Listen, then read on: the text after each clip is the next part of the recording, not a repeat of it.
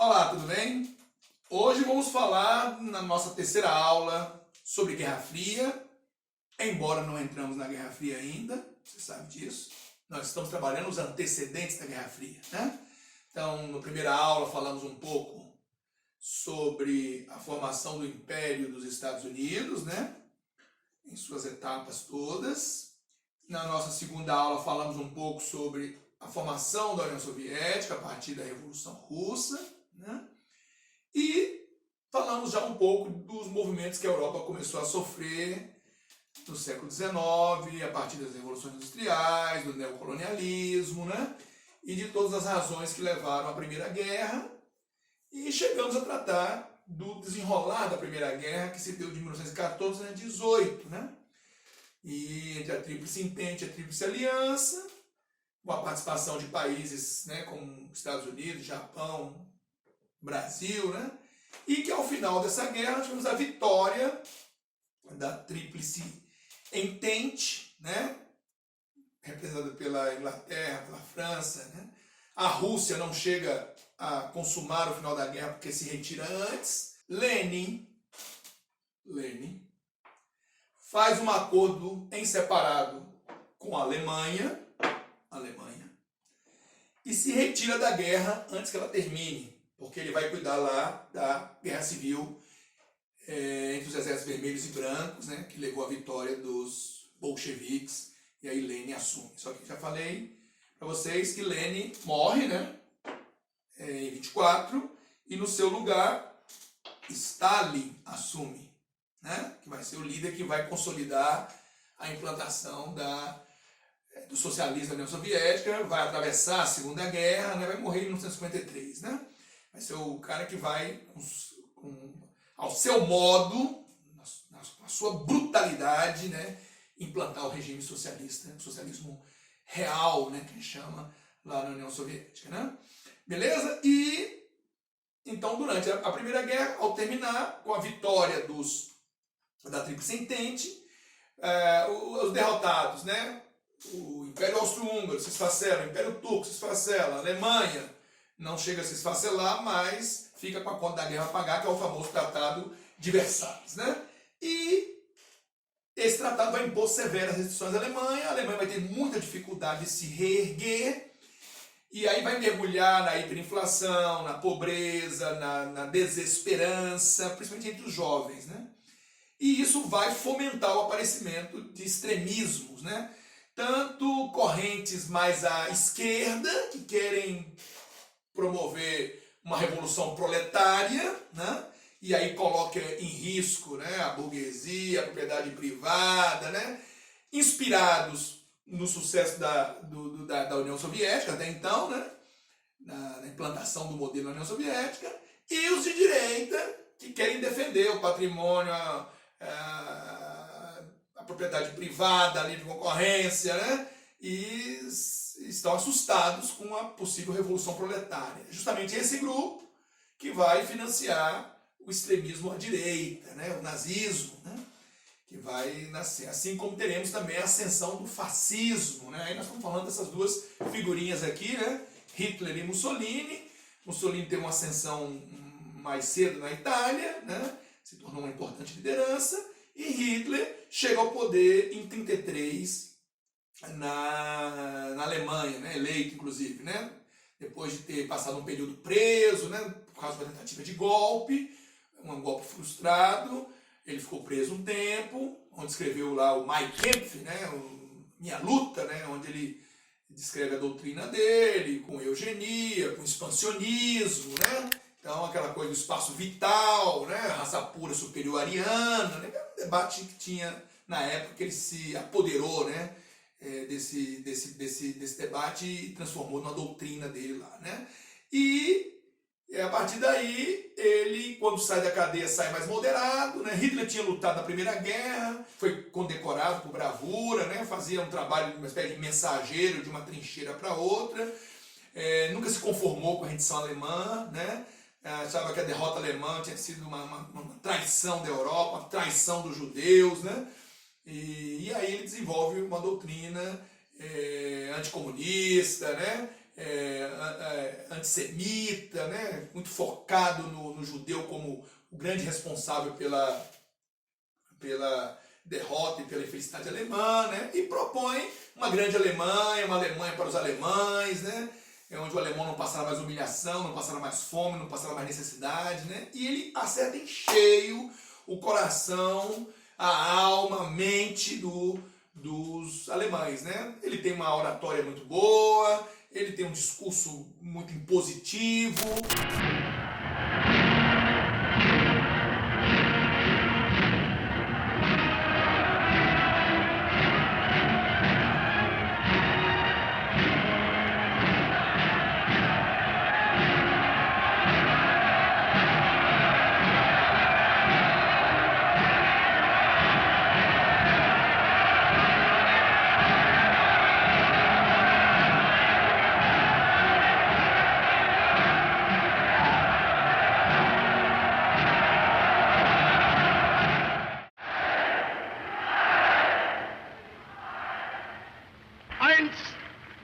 Haben unsere Gegner dafür gesorgt, dass durch Verbot und Verfolgungswellen von Zeit zu Zeit die Bewegung wieder ausgekämmt wurde von dem leichten Zeug, das sich bei ihr einzufinden begann.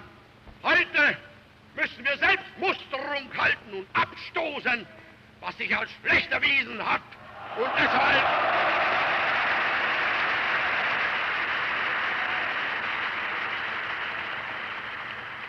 Und deshalb innerlich nicht zu uns gehört.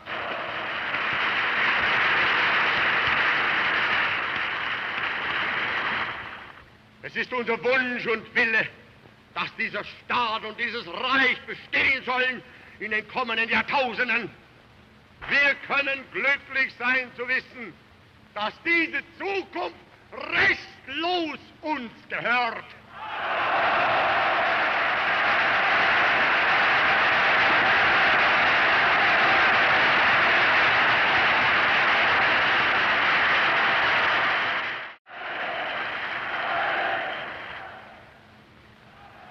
In dieser Stunde verlassen schon wieder Zehntausende von Parteigenossen die Stadt, während aber die einen noch von der Erinnerung zehren, werden andere schon wieder beginnen zu rüsten zum nächsten Appell. Und wieder werden die Menschen kommen und gehen und stets aufs Neue ergriffen, beglückt und begeistert sein. Denn die Idee und die Bewegung sind Lebensausdruck unseres Volkes und damit ein Symbol des Ewigen. Es lebe die nationalsozialistische Bewegung! Es lebe Deutschland!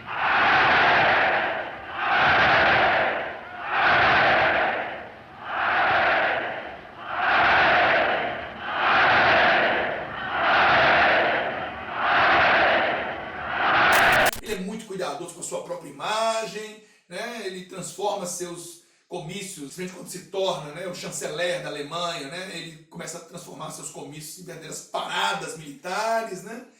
E aí o pequeno partido nazista, que era um partido marginal, arruaceiro, violento, né? Ele vai escalando, vai crescendo sua influência, né? Hitler sai da cadeia mais moderado, ganha apoio de diversos setores, né, empresariais, que viam nele o combate à expansão comunista, né?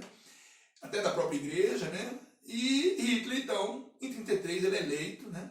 Logo em seguida, um misterioso incêndio no parlamento alemão, Reichstag, né? Hitler atribui aos comunistas, né? E, com base nesse argumento, fecha o parlamento. Com a morte do Hindenburg, que é o presidente, né? Que foi obrigado a nomeá-lo, porque o partido dele ganhou a maioria das cadeiras no parlamento. Hindenburg morre e o Hitler funde os poderes, né? Se torna o Führer, né? É importante você entender essa ascensão do Hitler, a própria ascensão do Mussolini, né? Na Espanha nós tivemos também um regime fascista que foi o Franco, né? Francisco Franco, né? Não sei se quem não lembra ou nunca ouviu falar, né? Essa figuraça aqui, né? O Franco, ele chegou ao poder a partir de uma guerra civil, né? A Espanha tinha eleito um governo dito comunista, né? Um governo à esquerda, né? E Franco assombrou, né, a burguesia, a elite empresarial e dos donos de terra, né, se assustaram com a chegada da República, e Franco, que comandava exército na África, ele, com 50 divisões do exército fiéis a ele, ele se levanta contra o governo eleito e inicia a famosa Guerra Civil Espanhola, né, que vai de 36 a 39, né, onde Hitler chegou ao poder em 33, apoiará Franco, né? Hitler manda sua força aérea apoiar Franco na Guerra Civil, e a força aérea fará grandes ataques, né? A força aérea nazista, né? Uma espécie de laboratório da Segunda Guerra, de um test drive da Segunda Guerra, né?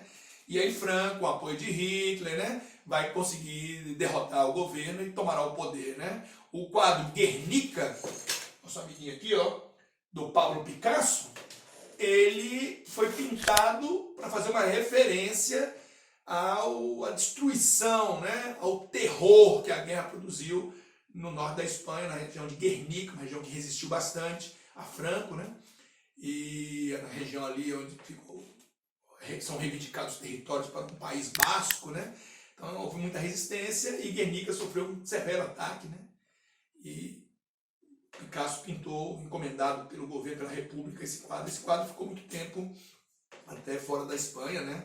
Só quando acabou o franquismo é que esse quadro pôde voltar. Hoje ele está exposto no Reina Sofia, né? Em Madrid, né? Uma obra que ocupa sozinho uma única sala, e é uma obra fantástica, né? Que fala disso, da dor, da morte, do choro, do sofrimento, né? Uma vez um nazista perguntou a Picasso, né, se ele que tinha feito essa obra, ele disse, não, vocês fizeram, né? Que retrata justamente a dor do ataque que os nazistas, mais Franco, fizeram ao norte da Espanha, né? Então, o franquismo se instalou, né?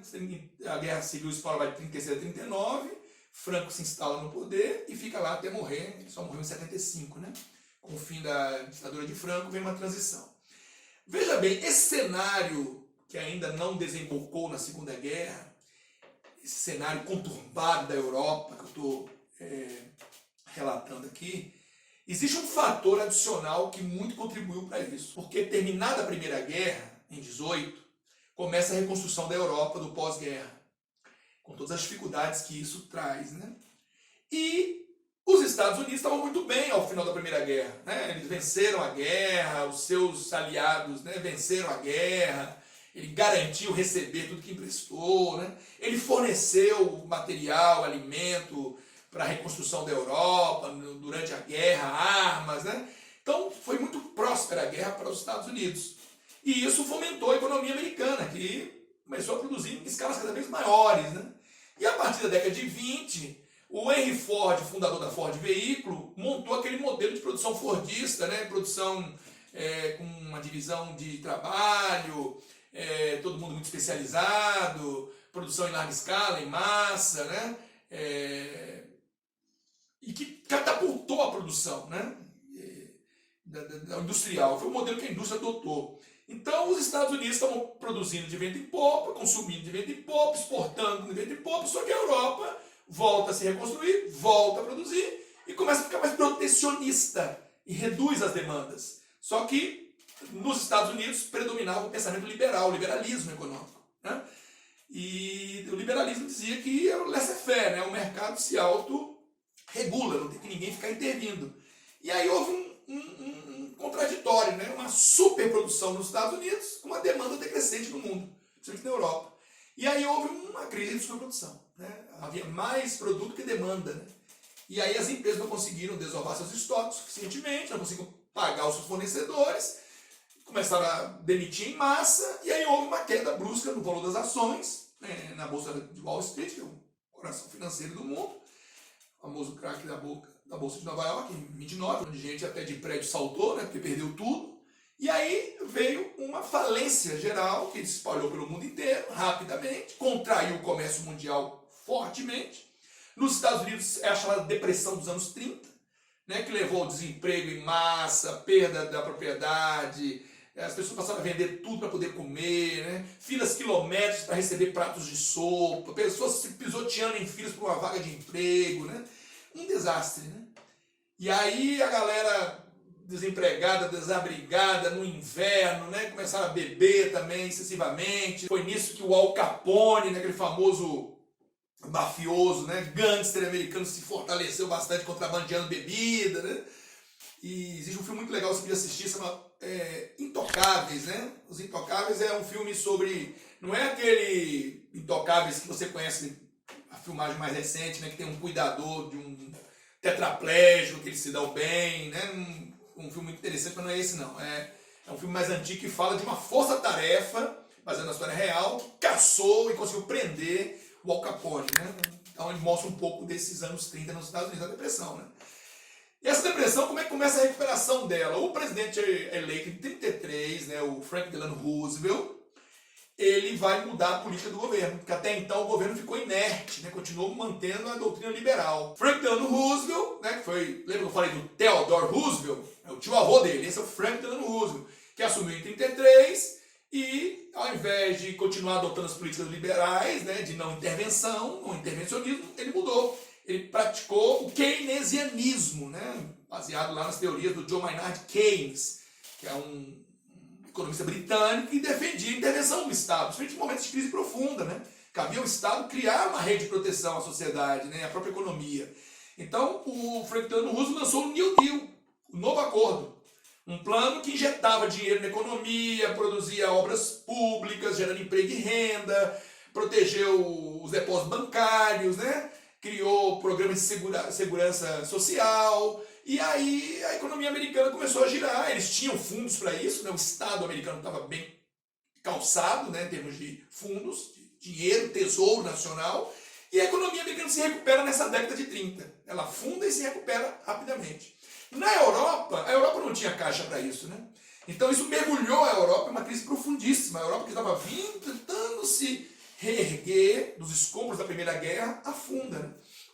Em desemprego, em queda de renda, em perda de emprego, de propriedade, de esperança, né? E é dentro desse cenário que forças de esquerda falam em revolução proletária e forças de direita crescem com o apoio da burguesia, dos empresários, né? Até da igreja, para combater os comunistas, né? Então, isso gera a Guerra Civil Espanhola, isso gera a ascensão do fascismo na Itália com Mussolini, do nazismo com Hitler, né? E Hitler, ao chegar ao poder e se tornar o Führer, quer dizer, fundir o poder de chefe de Estado, né, com o chefe de governo, né? Ele foi eleito chanceler, chefe de governo, né? Mas com a morte do presidente ele vira chefe de Estado e vira o Führer. E ele começa uma política de remilitarização da Alemanha, desobedecendo Versalhes, e começa a gerar desenvolvimento na Alemanha com dinheiro estatal, né? E emprego, e renda, né? E o alemão vai ficando cada vez mais enlouquecido com a figura do Hitler, né? Com todo o caminho que ele aponta, como a solução do país, como a expansão do país, como o crescimento do país, né? O orgulho alemão, o resgate do orgulho alemão, e ele escolhe como bode expiatório os judeus, né? O judeu passa a ser o vilão da história, né? Claro, ele está de olho, na verdade, em tirar as propriedades dos judeus, tirar o dinheiro do judeu e bancar a guerra de expansão dele, né? E para isso ele começa a segregar os judeus, a tomar a propriedade do judeu, né? A levar os judeus para guetos e depois para campos de concentração no futuro, né? Onde eles serão massacrados, né? Haverá um verdadeiro extermínio, né? Tá lembrado aí? Auschwitz, né? Que é o maior dos campos de concentração, mais de 1 milhão de pessoas perderam a vida lá, né? O que é um campo de concentração? Um local onde começou a se matar em série, né? Criou-se um modelo para se matar em série, né? Rapidamente as pessoas iam para lá achando até que iam trabalhar, né? Tanto que na entrada de Auschwitz, você lê lá a frase, né? O trabalho liberta, né? Muitos iam para lá enganados, né? E chegavam lá e se separavam, né? Já homens de crianças e mulheres, né? Os homens, muitos que estavam em condições de trabalho, iam trabalhar até morrer, com pouca alimentação, com condições de abrigo precárias, né? Mulheres e crianças já eram, muitas vezes iam direto para as câmaras de gás, né? Pensavam que iam tomar um banho e chegavam lá, elas estavam numa câmara de gás, liberavam um gás mortal lá e as pessoas ali eram mortas e em seguida já eram incinerados seus corpos nas fornalhas que ficavam ao lado, né? Então é um cenário terrível, né? Foram os campos de concentração, né? O chamado Holocausto, né? o extermínio sistemático de judeus, 6,5 milhões de judeus foram perseguidos e mortos, né? Então Hitler começa sua política expansionista, né? Ele reocupa o Vale do Rio Reno, a Renânia, que por Versalhes deveria continuar desmilitarizada, mas ele dizia que ele ali era o coração da Alemanha, ele precisava proteger a região. E aí ele começa as anexações, né, da Áustria, o Anschluss, né, Sudetos da Tchecoslováquia, né, e contando com a tolerância excessiva da Inglaterra e da França, né, a chamada política do apaziguamento. Como a Inglaterra e a França não queriam comprar essa briga com Hitler, ele é um líder muito popular, muito respeitado, né, estavam em processo de reconstrução, né, e saindo de uma crise, né, e achavam que o maior alvo dele eram os comunistas, era Stalin, né, deram corda para o Hitler, né? E aí, a cada movimento que ele fazia, reunia-se, havia uma conferência, né? Numa delas se partilhou a Tchecoslováquia, né? Depois dos Sudetos ele foi a Morávia, a Boêmia, né? Então ele foi, quando ele anexou a Áustria, ele dizia que era sua terra natal, o Hitler nasceu na Áustria, né? Saiu de lá jovem e foi para a Alemanha, onde se tornou militar, né? E na Áustria ele passou muita dificuldade, né? E aí, quando ele anexou a Áustria, ele foi recebido em festa, né? E aí ele começa sua expansão progressiva, né? Até que ele chega às portas da Polônia, né? Quando ele convida o Stalin para fazer um pacto de não agressão, né? O famoso pacto germano-soviético Molotov-Ribbentrop, né? Que o Stalin prontamente aceita, não quer também criar caso naquele momento com a Alemanha. Tá? O Stalin está comandando os expurgos no interior da União Soviética. Né? E aí, com o pacto assinado com o Stalin, sabedor que ele vai precisar lutar em duas frentes, né? O que ele faz? Eles partilham a Polônia, né? A Segunda Guerra começa aí, na invasão da Polônia, né? Quando Stalin e Hitler fatiam a Polônia, é o sinal verde que a política do apaziguamento não funcionou, né? Aí Inglaterra e França vão declarar guerra à Alemanha e não ter formação dos dois blocos, né? Os países do eixo, que é a Alemanha de Hitler aliada com Mussolini, dois expansionistas na Europa, mais o Japão no Pacífico, que também é um país que vem com uma política expansionista já desde o século XIX. O Japão, só para dar um parênteses, né? O Japão ele se unificou na famosa era Meiji, na segunda metade do século XIX, né? Foi unificado e quando ele começa a se industrializar, ele precisa se expandir, né? Porque ele não tem matérias-primas suficientes e precisa ampliar seus mercados. E aí ele começa uma política expansionista, onde ele vai entrar em confronto com a Rússia, no Império Russo, com a China, né? E vai dominar uma vasta área do Pacífico, né? Vai ter um império no Pacífico. E é aí, inclusive, que os japoneses começam a entrar em divergência com os americanos, que também estão se expandindo sobre o Pacífico, né? E aí começa a animosidade entre eles, né? Então a Alemanha, a Itália e o Japão se alinham, os países do eixo, Roma, Tóquio, Berlim, e do outro lado você vai ter a Inglaterra, a França, né? Que vão se tornar aliadas contra o eixo, e em 41, quando os Estados Unidos são atacados pelo Japão, lá em Pearl Harbor, uma base no Pacífico, né, uma base americana, os americanos tinham prometido que não iam para uma guerra que não fosse deles. Né? O Roosevelt, que tinha sido reeleito, né, ele tinha prometido em sua campanha que não iria para uma guerra que não fosse americana. Porém, com o ataque japonês, ela se tornou uma guerra americana. O Roosevelt considerou o famoso dia da infâmia, né? Ele fez até um discurso no Congresso, onde ele anunciou que os Estados Unidos entrariam na Segunda Guerra, porque o Japão o atacou. Yesterday, December 7th, 1941, a date which will live in infamy.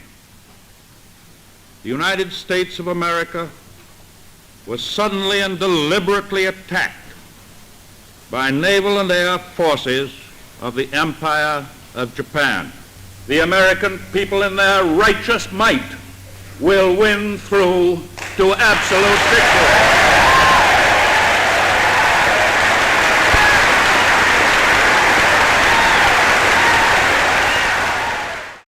A state of war has existed between the United States and the Japanese Empire.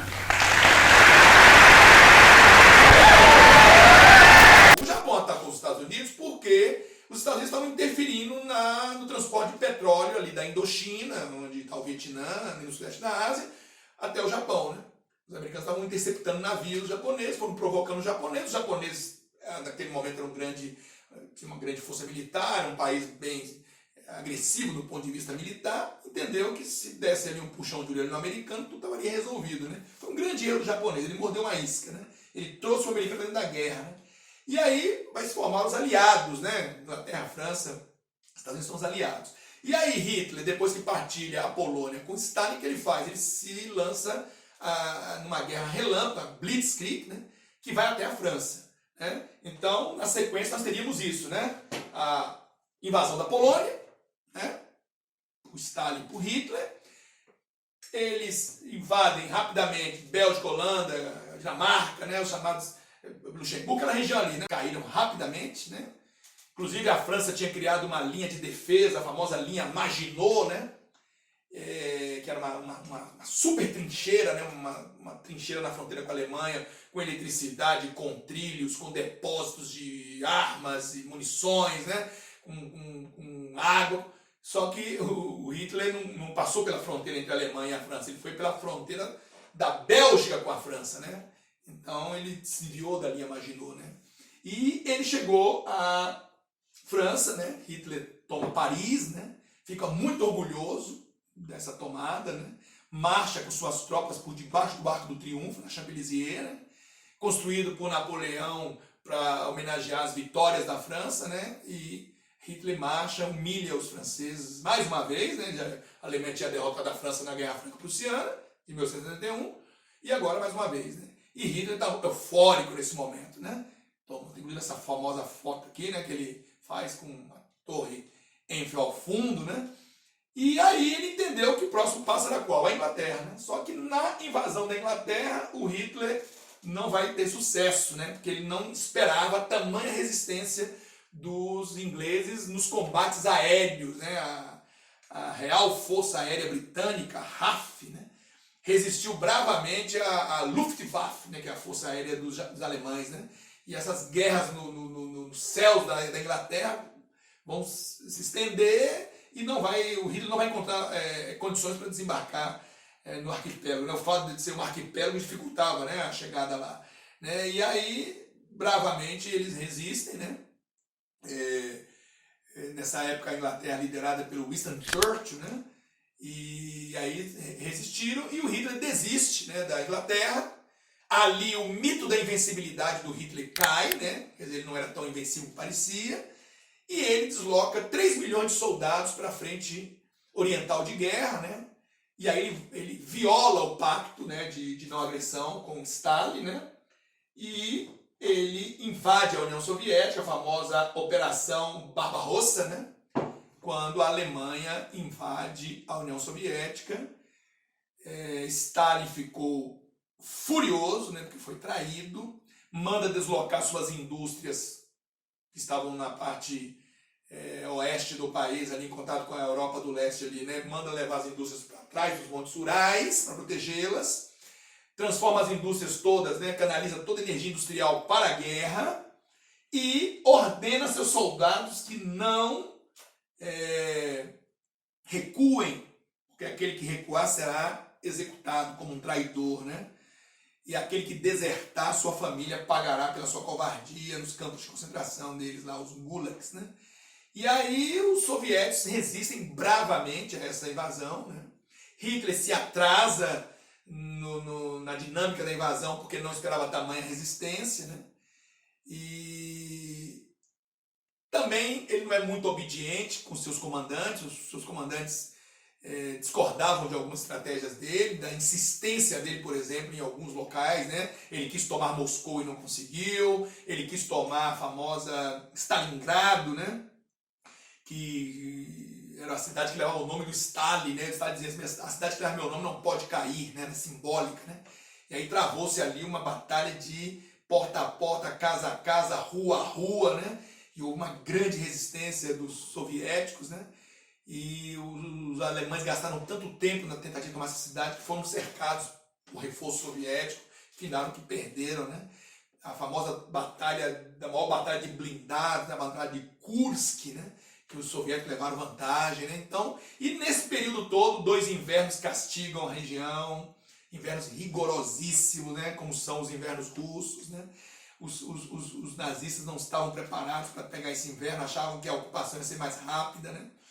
E aí eles começam a sofrer derrota após derrota, né? E aí os soviéticos vão empurrando os alemães, né, de volta e vão avançando pelo leste da Europa e só vão parar dentro da Alemanha, dentro de Berlim, né? Quando Hitler, percebendo que vai ao seu fim, se suicida, né? Esse é um livro muito bom, Berlim 45, do Anton Beevor, que conta essa fase, né, do avanço soviético, né? Que é uma fase muito dolorosa, né? Porque os soviéticos vão avançar, mas também não vão perdoar não, né? Vão executar, saquear, estuprar, né? Uma prática sistemática de estupro, né? Andavam muito embriagados os soldados soviéticos, né? Os oficiais admitiam desde que eles avançassem, né? E Stalin impôs um ritmo, né, às suas tropas, né? Bastante, o famoso Stalin colocou o ritmo na tropa acelerado, porque ele queria chegar primeiro à Alemanha, né? Chegar primeiro a Berlim, o troféu da guerra, né? Porque enquanto ele avançava contra os alemães, o que aconteceu? Os americanos lutaram no Pacífico, a primeira frente de luta dos americanos foi no Pacífico, né? E foi tomando ilha a ilha até chegar no Japão, né? E depois eles foram lutar no norte da África, né? Os americanos, inclusive onde os alemães tiveram um bom desempenho num dado momento, com Rommel, né, que foi um poderoso general marechal lá alemão, né? E depois a ofensiva na Europa, né? Foram lutar na Itália, onde o Brasil foi lutar, né? O Brasil, o Getúlio oscilou entre o eixo e os aliados, né? Mas o Roosevelt convenceu, visitou o Brasil, montou uma base americana lá no Rio Grande do Norte, né? Foi convencido, né? Inclusive ganhou a CSN, Companhia Siderúrgica Nacional de Volta Redonda no Rio, né? Com um prêmio, né, pelo apoio aos aliados, né? Tem perdão de dívidas, né? E aí nós fomos lutar, a FEB, né? A Força Expedicionária Brasileira, foi lutar na Itália, na famosa tomada do Monte Castelo. Cumprimos nosso papel lá com muita dificuldade, né? Desde os trajes até a qualidade do armamento, né?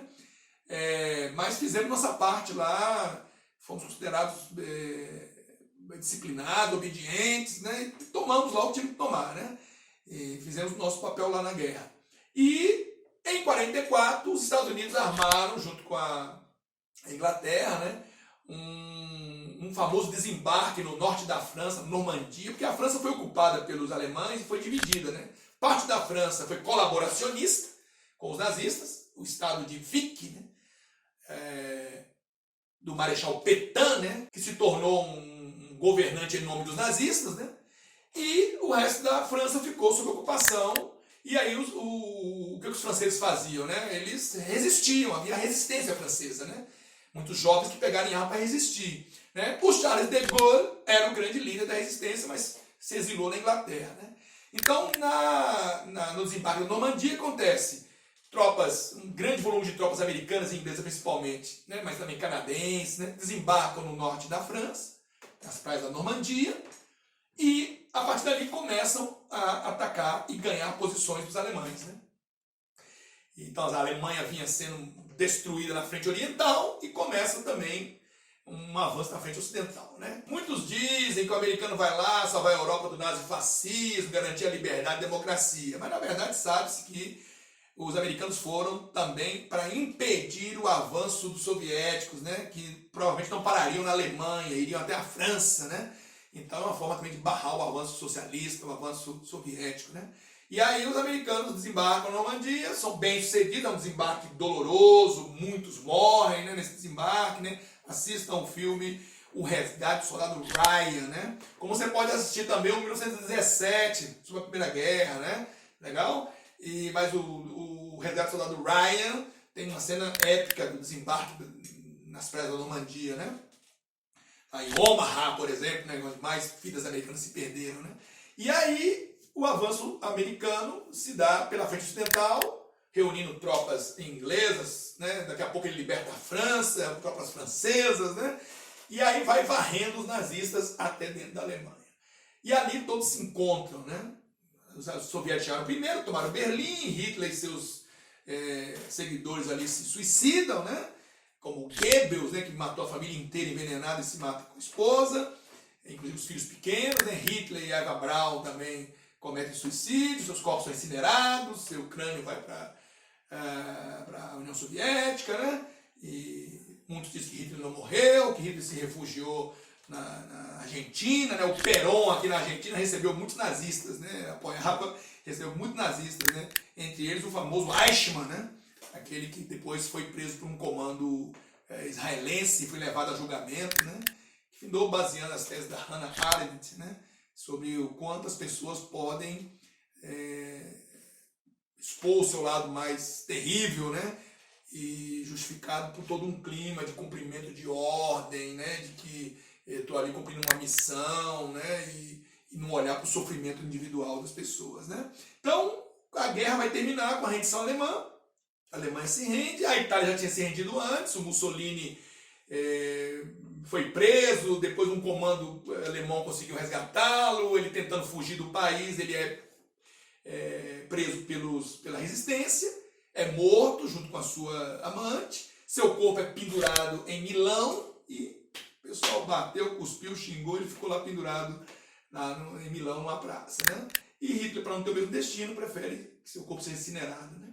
E a Alemanha se rende, porque com a morte de Hitler, finalmente os generais podem se render, né? E aí termina a guerra para a Europa, né? Mas o Japão continua em guerra, insistindo lá no Pacífico, né? E sobre isso nós falaremos a partir da próxima aula, né? Vamos terminar a guerra aqui da Europa agora e vamos na próxima aula falar um pouquinho sobre como se deu o desfecho da guerra lá no Pacífico, ok? Um grande abraço, mais um passo foi dado aí em direção à Guerra Fria. Valeu!